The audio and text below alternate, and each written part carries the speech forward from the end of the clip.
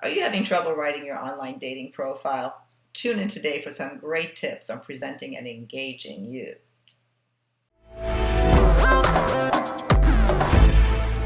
Welcome back to Second Act TV. We're continuing our conversation with Sandy Weiner. Sandy, welcome back. Thanks.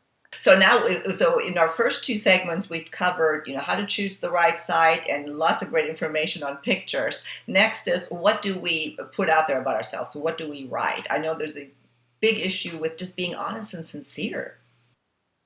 Yeah, so first of all, don't lie. I know a lot of people lie about their age, and so there's the jury's out on this one. I don't advocate for lying about anything. Some people do it for search purposes, and so if you do that, then be honest in your profile and say, maybe my biological age and my physical age are not the same, and so I'm 4 years younger or but older, whatever it is. The other thing is you don't want to list a whole bunch of adjectives. This is one of the biggest problems. So I'm attractive, I'm young, I'm this, I'm young at heart. I love, walks on the beach. Love, the little black dress and the pair of jeans, just as comfortable. Like everybody says the same freaking thing, and they're all cliches. They don't tell anything. Even saying I'm creative, I don't know what that means to you because I don't know you. So if you're going to take the 5 adjectives that describe you, write them down, and then tell a little story about each one. So, like a one-line story. Um, how are you creative? So, I love painting furniture in whimsical patterns because I'm very, very playful. Something like that. Now you're describing how you're creative. And another way I'm creative is I like to bake crazy cakes for people's birthdays. So now you're showing not only do you like to bake, but also you like to give people something. You like to celebrate people. So you use the word because. The word because will tell people about your values, about your heart. The reason why you do something is really important.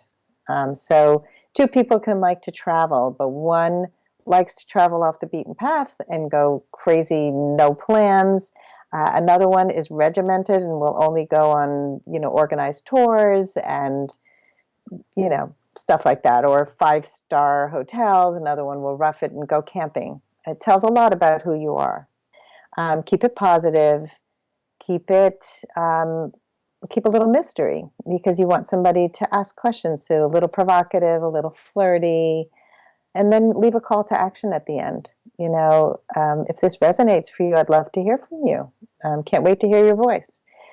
So that's the essay. And besides the essay, there are other things to fill out. So answer as many questions as you can. OkCupid has like hundreds and hundreds of questions. The more you answer, the better you're going to match with somebody. Also, geographically, open up your preferences as much as you can wherever you can. Know your must-haves. Know what you absolutely will not compromise on. Do not ever compromise on those things.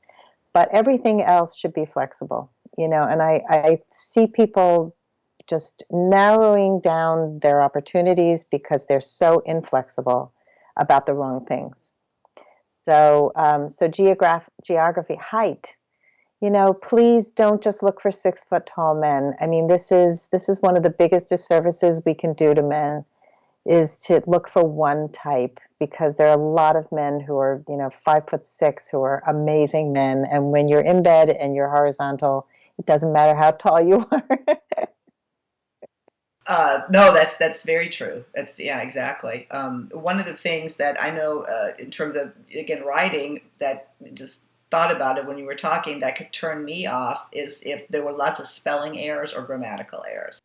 Yeah, check your spelling. Yep. So that was like, no, if you're either not paying attention, this doesn't mean anything to you, or you really, you're not somebody I want to meet. I mean, I value, for me personally, I value education. Right. So I will say just that there are people who have learning issues who are really, really smart and can't write. And you gotta cut some slack to men. Men have to cut slack to women. I mean, we tend to write each other off very, very quickly. So if you did get in touch with a man and found that he is illiterate, then you write him off.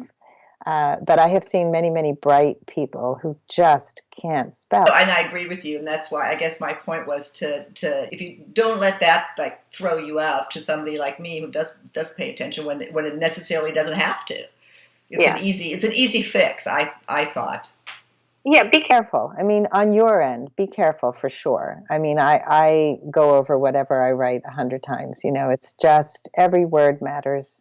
So you want to be memorable and you want to be fun. You want to bring out the good stuff. You know, as a woman, your warmth is going to matter to a man, not your list of resume of all your achievements. I mean, he may be impressed, but it's not going to make him fall in love with you. We have to stop doing that. That's actually one of the hardest things for women at this age is to stop talking about all the things we've accomplished because we're pretty amazing. You know, we are, kick-ass, amazing women. But, Gosh he's darn it, more they're gonna know interested. it. But a man is going to fall in love with your heart. He's going to fall in love with you because you provide a safe space for him to open up, to reveal his emotions, because he can't do that with men. That's great advice, Sandy. And that brings us actually to our next segment, which I want to hold you over one more time and talk about how to write, how to communicate. Once you do, now you're out there, you start to communicate, and how to make that effective. So let's close this segment out. Thank you again. We will link to your information, and we'll see you on the next episode of Second Act TV. Thanks so much for watching. Right here's another video I think you might enjoy. And while you're at it, please subscribe to our channel. Buttons right here. Thanks. See you next time.